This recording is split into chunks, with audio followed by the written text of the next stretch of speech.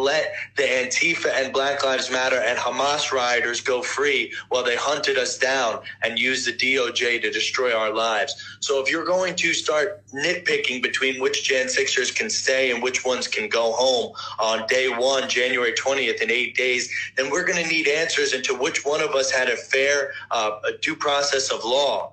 Because as of right now, all of us have been railroaded in a two-tiered justice system, a persecution, a witch hunt.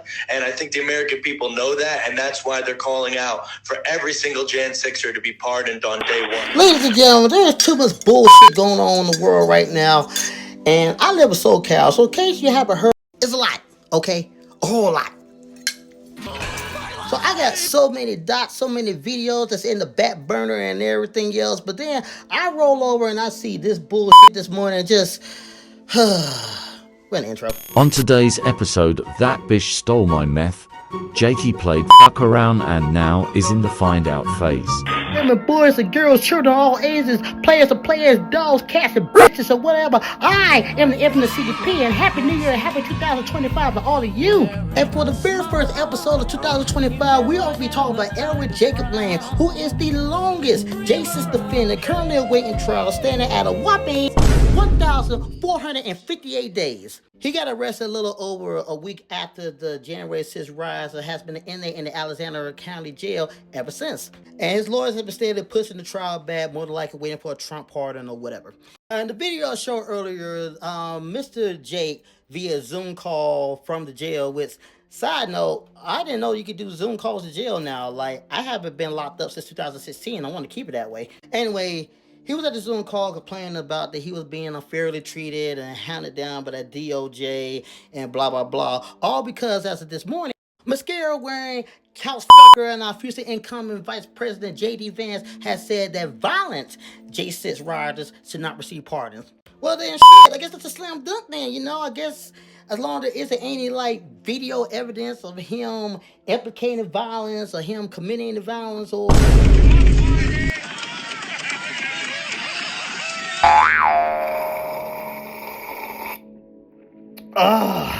Okay. There isn't any like social media posts, any pictures of him. Well,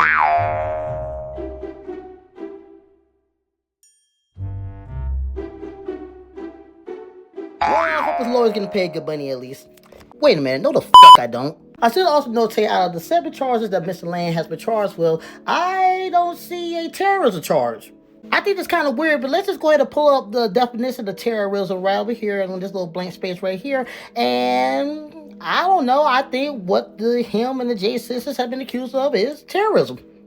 But do you want to know who has been charged with terrorism though? Luigi fucking Manigone. He's been accused of pew-pewing and unaliving this guy, Brian Thompson, the former CEO of United Healthcare, who, as Mr. Thompson, as the head of United Healthcare, might be responsible for, you know, maybe manslaughter or murder because of all the life-saving healthcare that his insurance company has denied.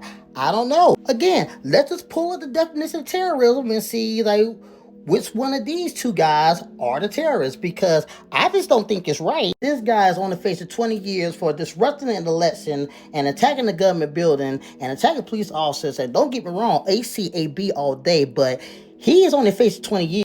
While he is facing the death penalty. Maybe Guantanamo Bay, they want to be dicks about it. And y'all got him parading around like he's the most dangerous man, like he's Joker or Loki or some shit.